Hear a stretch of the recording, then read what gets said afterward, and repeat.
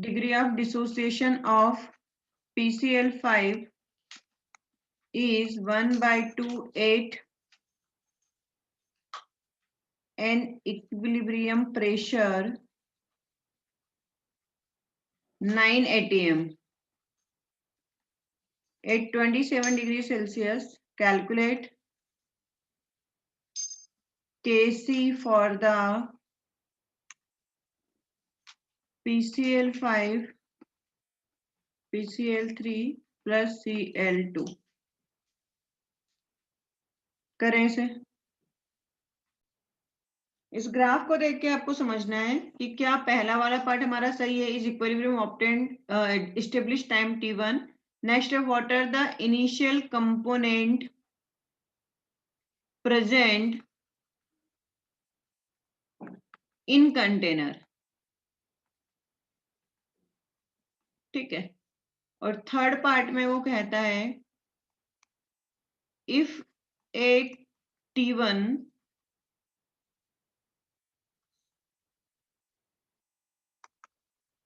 if at t1 some PCl5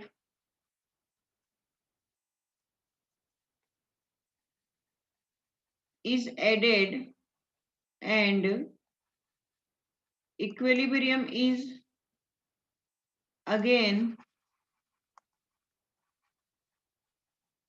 established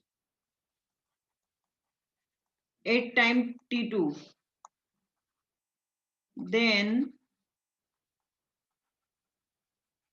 represent it is above graph। मतलब इस time to ये जो situation दे रखी है कि अगर हम कुछ PCl5 और ऐड कर दें इसमें, तब इस वाले ग्राफ में नया वाला ग्राफ, इस ग्राफ के अकॉर्डिंग जो नया ग्राफ बनेगा वो कैसा बनेगा, इस सिचुएशन को समझ के हमें देखना होगा। ट्राई करो।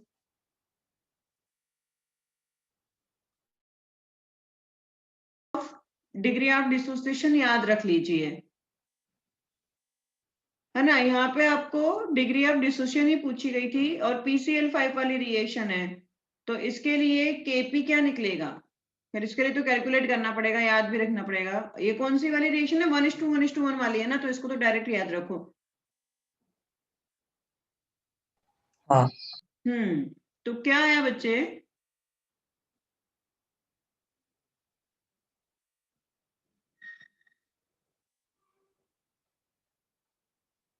अच्छा इसमें आगे ये, एक मिनट, हो गया या नहीं हुआ। डीओडी दे रखी है, मुझे लगा डीओडी पूछा है, केपी पूछा गया है आपसे। तो पहले केपी निकाल लो। देखो KP is equal to alpha square P upon 1 minus alpha square, ये फॉर्मूला था अपना। हाँ। तो मुझे यहाँ से अल्फा पता है 1/2 है, तो आप इसे 1/2 मतलब 1/4 हो जाएगा ना, 1/2 इंटू 1/2 करोगे तो। प्रेशर दे रखा है 9, सही है। अपॉन में 1 माइनस 1/2 का स्क्वायर होगा, तो हम यहाँ पे 1/2 1 माइनस 1/4 कर सकते हैं। तो यहाँ से केपी देखो कितना आया है, 1/4 इंटू 9 और इधर 3/4।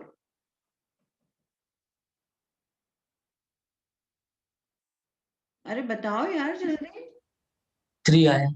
3 ATM आया। अब जब एक बार केपी आ गया तो हमें पता है कि केपी और केसी में क्या रिलेशन है, KP is equal to KC into RT delta N G. और यहाँ पे आपको 27 डिग्री सेल्सियस दे रखा है, तो मैंने कहा था हमेशा 27 डिग्री सेल्सियस दे रखा हो तो हमें क्या याद रखना है, 1/12 आर की वैल्यू। 300 आपका टेम्परेचर हो जाएगा, केसी निकल जाएगा। निकाला क्या,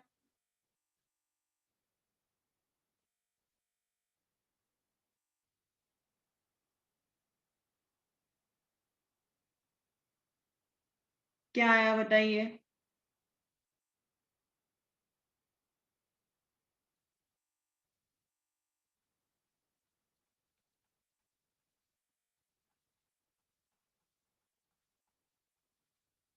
ये रिलेशन याद है? हाँ डेल्टा एन जी क्या आया 1। अरे प्रोडक्ट 2 रिएक्टेंट 1, 2 - 1 1 ही आएगा ना। हाँ मैम। हाँ मैम। हाँ, तो यहाँ से मुझे सिर्फ क्या रखना है, केपी की वैल्यू 3 रख दो, केसी हमें फाइंड आउट करना है, 1/12 इंटू 300 हो जाएगा, तो केसी निकाल लो यहाँ से। 0.12। 0.12 मोलर। आ गया होगा सबका? नहीं आया तो ये देख ले सॉल्यूशन एक बार। तो ये तो अपना पहला क्वेश्चन था। अब दूसरा क्वेश्चन ये है मेरा, इसके बारे में क्या विचार है जरा बताओ।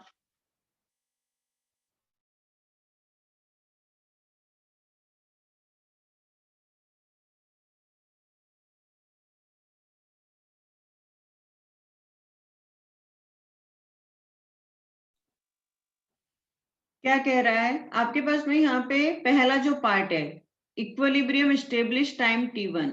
तो टाइम t1 पे तो देखो सारी की सारी कंसंट्रेशन क्या है, कांस्टेंट है।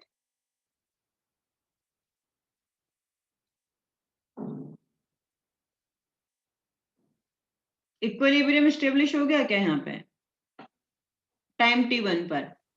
इक्विलिब्रियम पे तो हमें रेट सेम चाहिए, मतलब ये सारी ऐसे होनी चाहिए थी रिएक्टेंट और प्रोडक्ट के लिए, अपन ने ग्राफ देखे थे इस टाइप से, बट ऐसा तो कुछ यहाँ पे है नहीं। सिर्फ कंसंट्रेशन सेम है लेकिन रेट सेम नहीं है। इक्विलिब्रियम पे हमारे पास में क्या आता है, कंसंट्रेशन भी सेम और रेट भी सेम। हाँ या ना बोलो? हाँ हाँ, तो ये इक्विलिब्रियम स्टेब्लिश यहाँ पे नहीं हो पाया है, तो हमारा फर्स्ट पार्ट का आंसर क्या होगा यहाँ पे? नो। फिर सेकेंड बोलता है कि what are the initial component या concentration present in the container. हमें कुछ नहीं पता, क्योंकि आपकी रिएक्शन कहीं से भी शुरू हो सकती है। हो सकता है कि PCl3 या Cl2 मतलब प्रोडक्ट दे रखे हो, या हो सकता है कि रिएक्टेंट दे रखे हो, तो हम इस पे कोई कमेंट नहीं कर सकते हैं, है ना, क्योंकि आपका जो इक्विलिब्रियम की रिएक्शन है वो स्टार्ट होके इक्विलिब्रियम कहीं से भी अटेंड कर सकती है, बैकवर्ड डायरेक्शन या फॉरवर्ड डायरेक्शन। तो इनिशियली किसका कंसंट्रेशन प्रेजेंट होगा या कौन सा कंपोनेंट प्रेजेंट होगा, यहाँ से देख के कुछ भी नहीं समझ में आ रहा है, क्योंकि सभी का क्या देख रहा है अपने को, कंसंट्रेशन सेम ही दिख रही है। हाँ या ना बोलो? हाँ तो कोई अभी तो कोई प्रिडिक्शन नहीं हो सकता है, फिर मतलब कांट से एनीथिंग, कोई कमेंट नहीं होगा अभी। अभी फिर थर्ड पार्ट जो बोल रहा है वो कि अगर हम टाइम t1 पर कुछ PCl5 एडिट कर दें। अब PCl5 ऐड किया मतलब PCl5 का कुछ कंसंट्रेशन बढ़ा, है ना। फर्स्ट में क्या बोल रहा है, if at t1 some PCl5 is added and equilibrium is again established। हुआ क्या होगा कि जब हमने कुछ PCl5 ऐड किया होगा तो थोड़ा सा इक्विलिब्रियम तो आपका डिस्टर्ब रहा रहता है, तो डिस्टर्ब होके फिर अगेन स्टेब्लिश हो गया। फिर कहता है कि टाइम 2 पर अब जो नया ग्राफ होगा वो कैसा बना होगा। तो हमारे पास में यहाँ पे जैसे ही हमने PCl5 की कुछ अमाउंट डाली तो कंसंट्रेशन ऑफ PCl5 बढ़ा, तो ये बढ़ गया। अब मैं ब्लू वाला बना रही हूँ ना इसके कंपैरिजन में। हाँ या ना बोलो? हाँ मैम। PCl5 ऐड करने पर कुछ कंसंट्रेशन PCl5 की बढ़ी होगी, लेकिन फिर वो बोलता है कि आपकी जो इक्विलिब्रियम है वो फिर से स्टेब्लिश होता है। तो देखो यहाँ पे मेरे पास में फिर से क्या होगा, प्रोडक्ट साइड है, तो ये किस में चेंज होने लगा होगा, प्रोडक्ट में। तो इसकी कंसंट्रेशन थोड़ी सी क्या हुई होगी, कम हुई होगी, तो इसकी कंसंट्रेशन बढ़ के थोड़ी कम होगी। तो ये नए ग्राफ में इस तरह से रिप्रेजेंट होगा PCl5 का। फिर PCl3 और Cl2 बनने लगे होंगे, तो ये थोड़े थोड़े बढ़ के फिर स्टेबलाइज हो जाएंगे। तो जो नया ग्राफ बनेगा हमारा वो कुछ ऐसा बनेगा। समझ में आ गई बात? कि पहले के कंपैरिजन में देखो सबकी कंसंट्रेशन बढ़ गई है, फिर वापस से कांस्टेंट भी करना है, और इसकी कंसंट्रेशन थोड़ी सी बढ़ के फिर कम हो गई है। तो ये एडवांस में पूछा जा सकता है ना, ग्राफ बना के दे दे, क्योंकि पहले तो सब्जेक्टिव हुआ करते थे, अब हमारे पास में ऑब्जेक्टिव है, तो वो पहले ग्राफ बनवाते थे, लेकिन अब तो 4 क्वेश्चन में एक तरह से इस तरह से ग्राफ बना के कि कौन सा ग्राफ सही है। एडवांस में भी पूछ सकता है, जेई मेंस में भी अगर कुछ तूफानी करने वाला क्वेश्चन देना हो तो पूछ सकता है, लेकिन इसका मतलब ये नहीं कि नीट में नहीं पूछ सकता। नीट में थोड़ा आसान और करके कुछ पूछ लेगा ग्राफ के फॉर्म में। यहां तक समझ में आता है? अरे ये क्वेश्चन भैया समझ में आ गया ना, दिमाग में बैठ गया ना कि किस तरह से क्या चीजें हुई है? सेटिस्फाइड? PCl 5 पहले क्यों बढ़ा? क्योंकि हमने ऐड किया। फिर रेट फॉरवर्ड डायरेक्शन में जाएगी तो कंसंट्रेशन ऑफ PCl 5 कम हो जाएगी, लेकिन concentration of PCl 3 and Cl2 बढ़ेगी, इसलिए ये ग्राफ इस तरीके से आया है।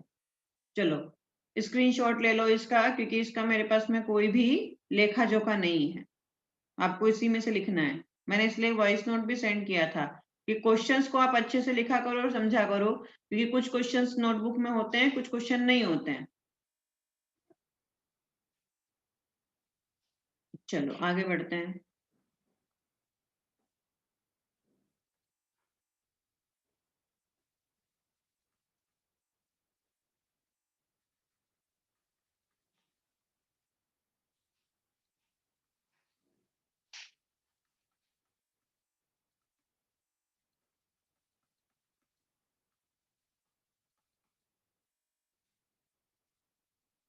कहता है above reaction is that equilibrium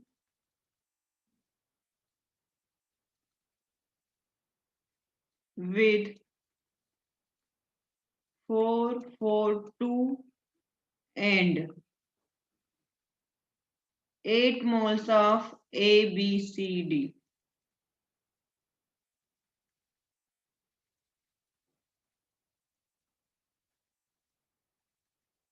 In a 1 liter closed container.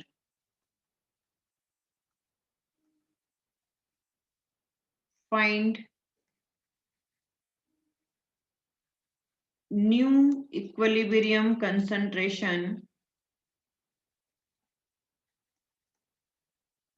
of A, B, C, D if 18 moles of D are added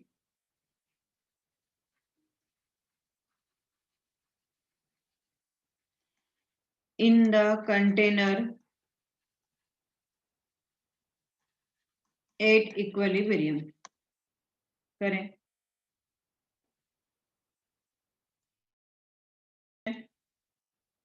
देखो ये टाइप के क्वेश्चन में आपको 2 बार चीजें बताई गई है कि इक्विलिब्रियम स्टेब्लिश। तो फर्स्ट टाइम जब इक्विलिब्रियम चीजें आई हैं, देखो क्वेश्चन में क्या बोल रहा है, 8 मोल्स रिस्पेक्टिवली इन 1 लीटर क्लोज कंटेनर, है ना। तो ये पहला वाला पार्ट भी क्या है आपका, इक्विलिब्रियम में है। तो आपको सबसे पहले इधर के लिए केसी फाइंड आउट करना पड़ेगा, ठीक है ना। फिर आपको सेकेंड इक्विलिब्रियम के बारे में बात करनी पड़ेगी। फिर वो बोल रहे हैं find new concentration, new equilibrium concentration. तो पहले पार्ट के लिए ही इन्होंने क्या नहीं कर रखा है, केसी नहीं दे रखा है। तो आप जब भी क्वेश्चन को पढ़े, लैंग्वेज को अच्छे से समझे कि क्या बात बोल रहा है वो। तो आपको फर्स्ट केसी कैलकुलेट करना पड़ेगा in first case of question. तो यहाँ पे मेरे पास में ए मोल है, यहाँ बी मोल है, C प्लस डी, और इसके कितने कितने मोल दे रखे हैं, 4 4 2 एंड 8 मोल्स। ये T0 पे दे रखे हैं, सही है। हाँ और ये इक्विलिब्रियम पे ही दे रखे हैं बेटा उन्होंने, है ना।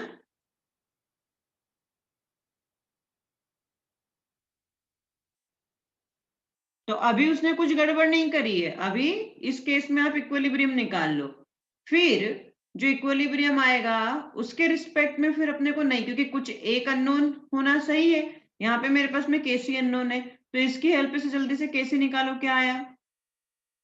केसी इज इक्वल टू, आप क्या करोगे, concentration of product upon concentration of reactant करोगे, तो 2 इंटू 8 अपॉन 4 इंटू 4, तो ये 16 मतलब केसी यहाँ से मेरा 1 आ जाएगा। ये हमने बात करी फर्स्ट इक्विलिब्रियम की, ठीक है। अब केसी 1 आ गया, ठीक है। अब यहाँ पे मेरे पास में सेकेंड कंडीशन में उसने क्या कर दिया है कि मोल्स ऑफ डी इंक्रीज कर दिए, तो डी के मोल्स इंक्रीज करें मतलब किस साइड मोल्स इंक्रीज कर दिए हैं? Product side. और अगर प्रोडक्ट के साइड में इक्वल ये अपना इसने किया है ऐड, तो रिएक्शन भी अगर पूछे तो सोचो कि रिएक्शन अब कहाँ जाएगी, बैकवर्ड डायरेक्शन में जाएगी, सही है? हाँ हाँ, यहाँ से वो भी पूछ सकता है ये चीजें। अब मेरे पास में यहाँ पे इनिशियली ये 4 4 2 थे, ये आपका 4 था, ये 4 था, ये 2 था, लेकिन इन्होंने क्या कर दिया, 8 प्लस 18 हो गया। ये आपकी बात आई है सेकेंड इक्विलिब्रियम की, उसने यही करा कि कुछ मोल्स डी के, तो find new equilibrium concentration of A B C D if 18 moles of D are added in the container. तो हमने ये 18 मोल्स कर दिए हैं। तो अब यहाँ पे मेरे पास में जो सिचुएशन आएगी इनके ऐड करने से क्या फर्क पड़ना है, ये सी के कुछ एक्स मोल डिसोसिएट होंगे, हाँ या ना बोलो। ये हाँ टोटल कितना हो गया अपना, 26 हो गया, है ना। तो यहां से मेरे पास में इसको मैं क्या लिखूंगी, 26 माइनस एक्स, इसको क्या लिखूंगी, 2 माइनस एक्स, इसे क्या लिखूंगी, अब इसके तो मोल्स बनेंगे तो ये प्लस में आएगा और ये भी आपका प्लस में आएगा, सही है? हाँ अब सोचो आगे क्या कर सकते हैं। एक्स की वैल्यू फाइंड आउट करनी पड़ेगी। अब एक्स की वैल्यू निकालो। हाँ, केसी 1 था, यहां से मेरे पास में आएगा 2 minus x, 26 minus x, concentration in दोनों की divided by 4 plus x, 4 plus x. तो यहां से हमने को एक्स की वैल्यू अगर पता चल जाती है तो हम सबके कंसंट्रेशन निकाल सकते हैं। अब जल्दी से निकाल लीजिए आपके एक्स की वैल्यू।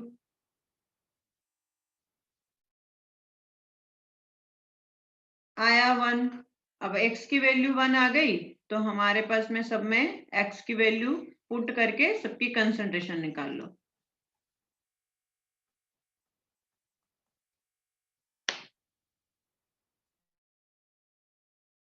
ये 4 प्लस एक्स मतलब ए की कंसंट्रेशन क्या जाएगी, concentration of A 5, concentration of B इसके इक्वली हो जाएगी, है ना। फिर 2 माइनस एक्स तो कंसंट्रेशन ऑफ सी आपका 1 हो जाएगा और कंसंट्रेशन ऑफ डी आपका 25 हो जाएगा, ठीक है।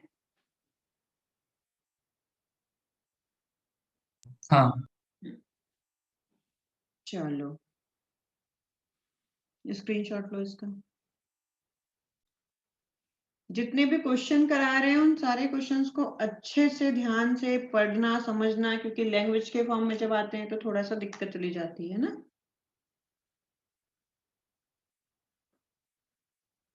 मैंने एक 50% ऑफ N2O4 डिसोसिएट वाला क्लास में करवा दिया था आई थिंक। एक और डिग्री ऑफ डिसोसिएशन पे बात चल रही थी।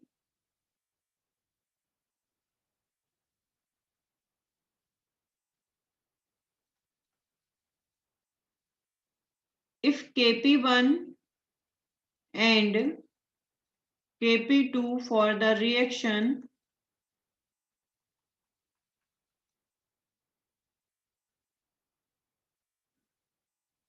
x is equals to 2y and z नहीं है इक्विलिब्रियम पे है ना p plus q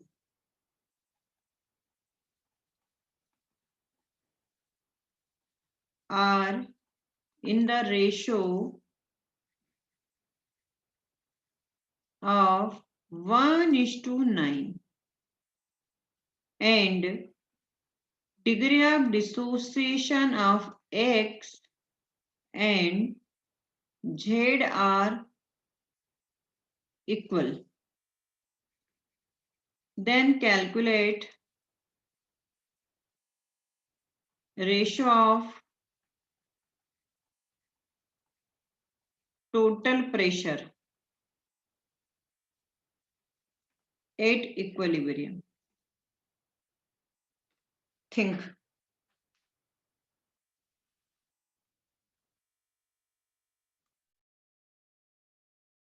देख के समझ में आना चाहिए किस टाइप की रिएक्शन है और इस टाइप की रिएक्शन के लिए आप केपी के लिए एक्सप्रेशंस कैसे लिखोगे अगर वो आपको आ जाएगा तो क्वेश्चन इजीली बन जाएगा।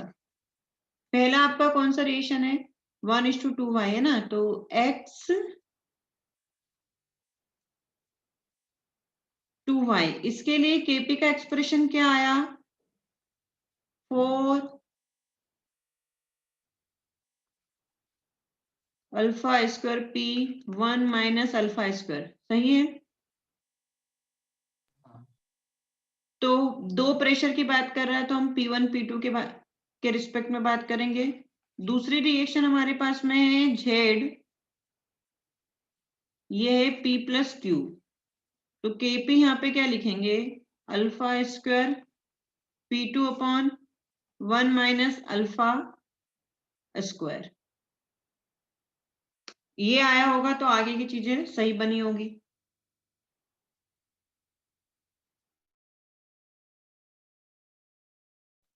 One is to 36 is the right answer. कैसे आया होगा अब मैं इसे Kp1 और इसे Kp2 बोल सकती हूँ।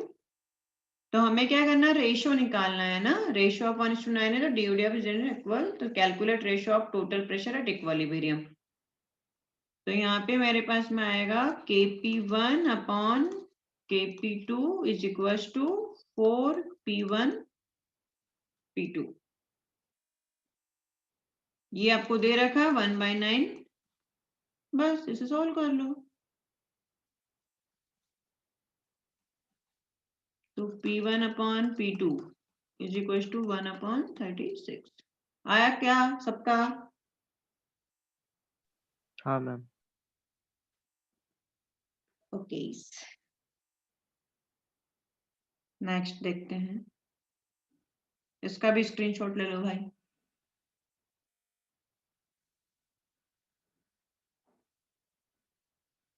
ये स्क्रीनशॉट ग्रुप पे शेयर कर देना आज।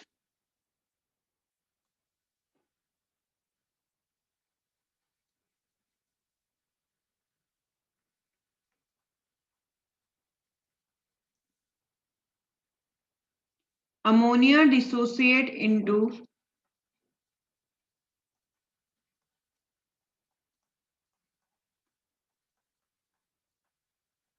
N2 and H2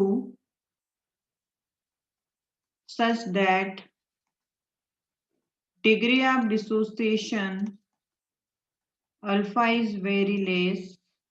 अल्फा बहुत है ना अल्फा इज ब्रैकेट में लिख लो वेरी लेस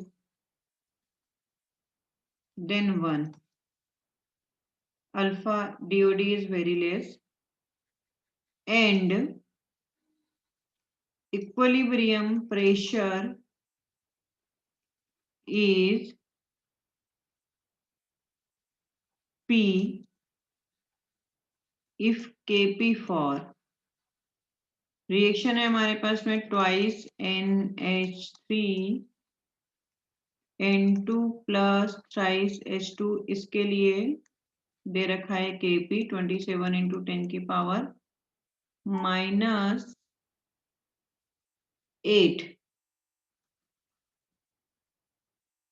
इसे आप लिखो कुछ P1 या इसके टर्म्स में P1 KP1, सॉरी इसको नहीं, ताकि हमें आसान हो जाएगा, ये इसके टर्म्स में। तो ये बोल रहा है कि इसका जो KP है वो इतना है, देन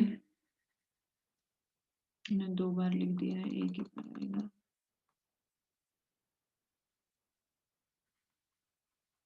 कैलकुलेट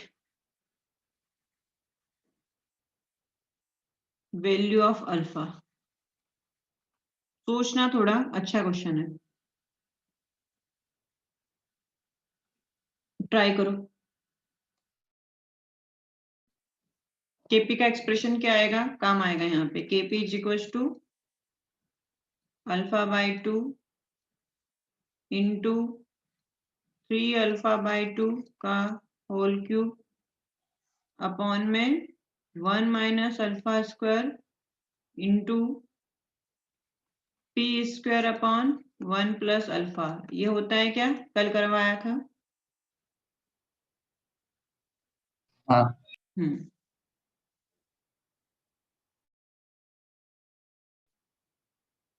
जब भी किसी क्वेश्चन में आपको अल्फा इज वेरी लेस बोले तो 1 minus alpha is equal to 1 मान लो, कोई दिक्कत नहीं है।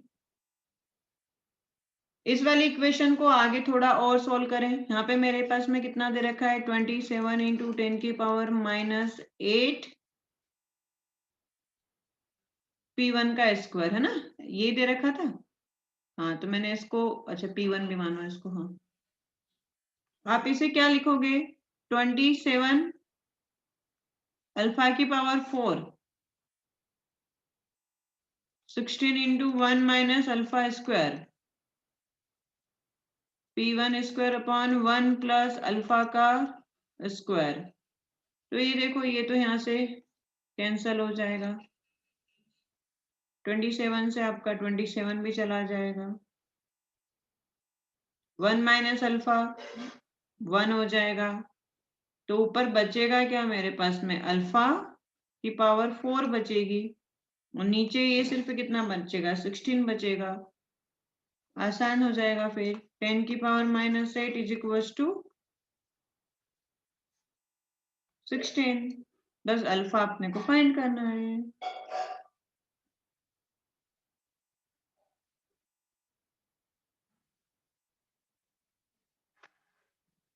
ये थोड़ा सा सिंप्लीफाई करते आ जाए तो काम आसान हो जाए।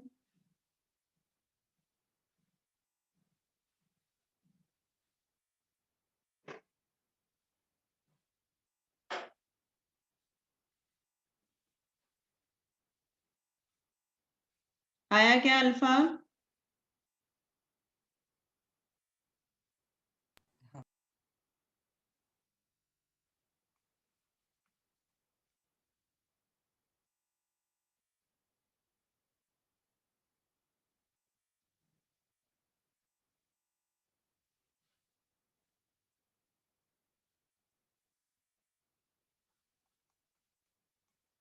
मेरा ये आ रहा है, चेक करो जरा सही आया हाँ क्या।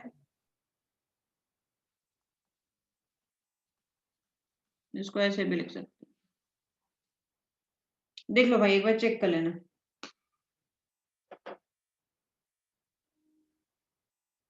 हाँ मैम, ये है। तो ये अपना डिग्री ऑफ डिसोसिएशन का जो एप्लीकेशन था, expression of KC and KP, उससे रिलेटेड कैसे क्वेश्चन आते हैं, ये वाली बात हुई। फिर डिग्री ऑफ डिसोसिएशन का नेक्स्ट एप्लीकेशन है डिटर्मिनेशन ऑफ वेपर डेंसिटी या फिर average molar mass of equilibrium mixture. ये अपन कल डिस्कस करेंगे, कल तो नहीं, मंडे को डिस्कस करेंगे, ठीक है।